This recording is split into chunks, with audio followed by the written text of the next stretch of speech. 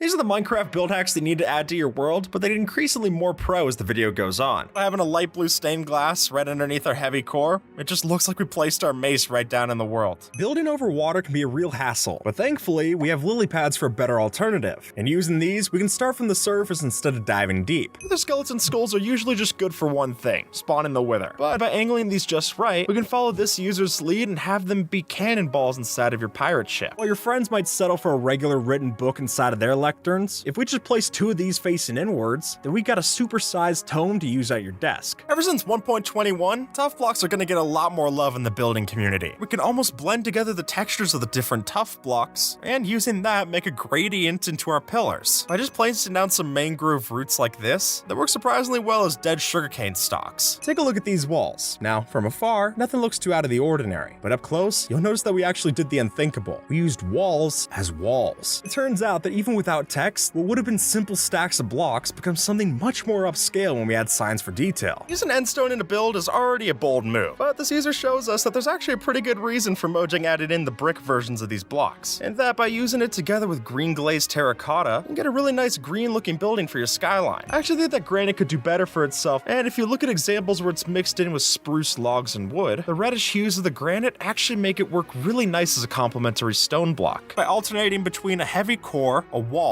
and another heavy core on top, we can take after this zigzag pattern and add ourselves a kind of raindrop effect inside of your walls. As this post shows off, if you were to tuck one of these respawn anchors into a ceiling made of crying obsidian, then sure enough, we've got ourselves a hidden light source in your ceiling. By using polished basalt in the right directions, we're able to make it look as if a tree was struck by lightning. The key part is adding in a lightning rod right in the center. That way, this tree is actually going to be functional.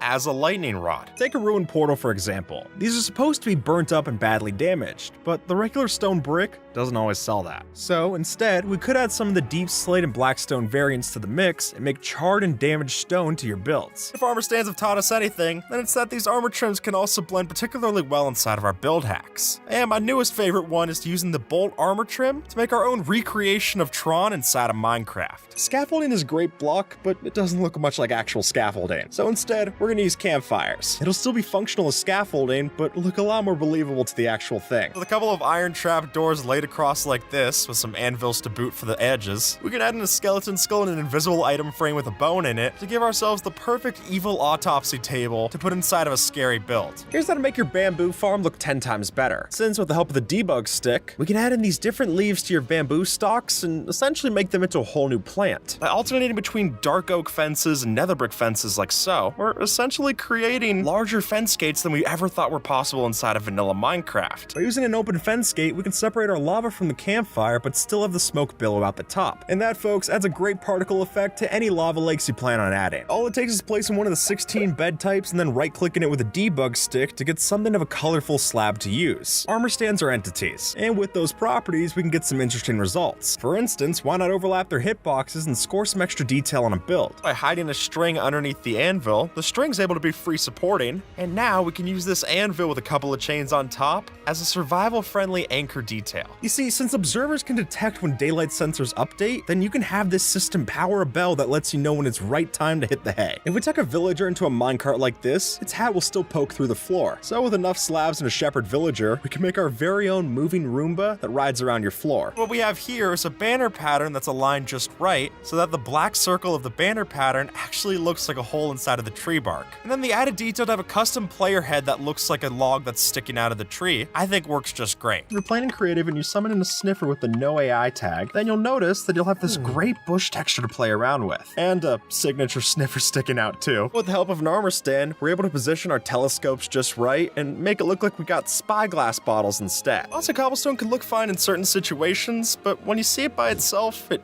really just looks ugly. And the idea of using this with your vehicles, that's a really clever way to use this block. When it comes to storing your stuff, a chest minecart maybe isn't your first pick, but that might be our mistake, since when we stack them like so, we can turn these roller coaster coaster rejects into proper working drawers. As demonstrated, we can use centuries-old technology to make our own sundial right in the game, which when partnered with shaders lets us use shadows to tell the time. A sugarcane farm really stands out in your world. And lucky for us, these have gotten so simple to build. And better yet, if you use a design like we have on screen, you can actually stack these modules to get even more sugarcane for whatever your needs are. As you can see here, the only way we're able to access the items underneath is by extinguishing this campfire. As you'll notice, the end portal texture makes for a convincing starry background. So when you get some of these underneath your floor, you can give the impression that you're stationed above the stars. With a couple of blast furnaces, we're able to tuck this into our kitchen and take after this user to make our very own stovetop and oven design. As Iron Pixel shows off, the red color of the mangrove wood lends perfectly to building yourself an airplane. See, we're all familiar with the concept of a bouncy castle, so why don't we follow that blueprint in game? And folks, I'm talking the whole 9 yards. A full castle exterior, sticky piston bounce pads, everything to make this place into the hotspot for hopping. Why settle for a hidey hole when we can go one step further and build ourselves a proper tactical hill? As this post lays out, we can use a mix of redstone ingenuity partnered with grass blocks to build something fit for both defensive and offensive purposes. By merging armor sets with our stone blocks, we can make our very own kinds of ores within the cave systems. Are they convincing? Not necessarily, but they do add a fun bit of variation to the dark depths. If you take a campfire and extinguish it, then we could use that middle space in between the two logs on top to align with some armor stands and get ourselves a perfect looking rack of potions like we can see here. In the community, there's been something of an unspoken competition to see who can make the best nether portal sword. I think this take with the electric guitar is particularly special, since on the overworld we've got the neck, and then the base of the guitar comes through on the other end. The way this particular farm works is that we set up our mouse in such a way that we're constantly right-clicking and left-clicking as needed, which means we'll place all our saplings, break all the logs, and then repeat the process ad nauseum. If you've ever played on Skyblock, then everyone is familiar with the concept of a cobblestone generator. We've been able to do a lot of work on this machine ever since taking it off the island.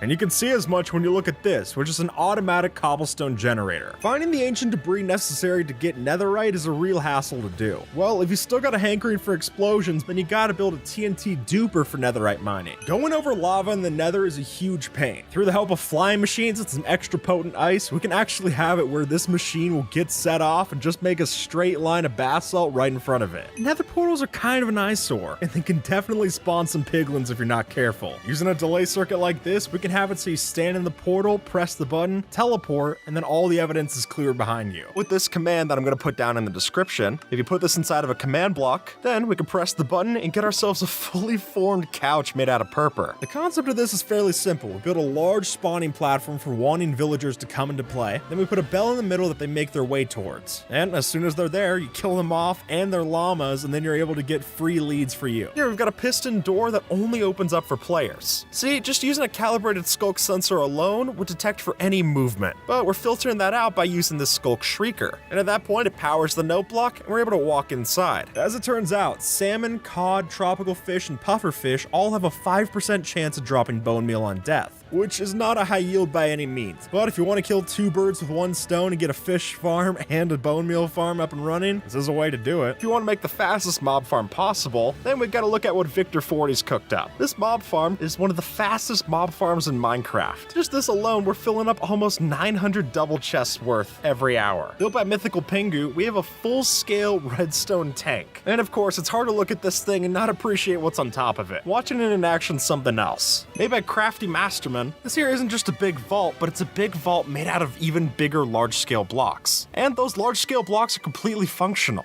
Like, no joke, even the redstone dust and torches, all of them work and all of them are giant. Apparently, no one's ever subscribed to the channel using their left elbow. So to fix that, pull your funny bone to that red button below. And with that, folks, YouTube thinks that you might like this video, so see if they're right and have a good one, alright?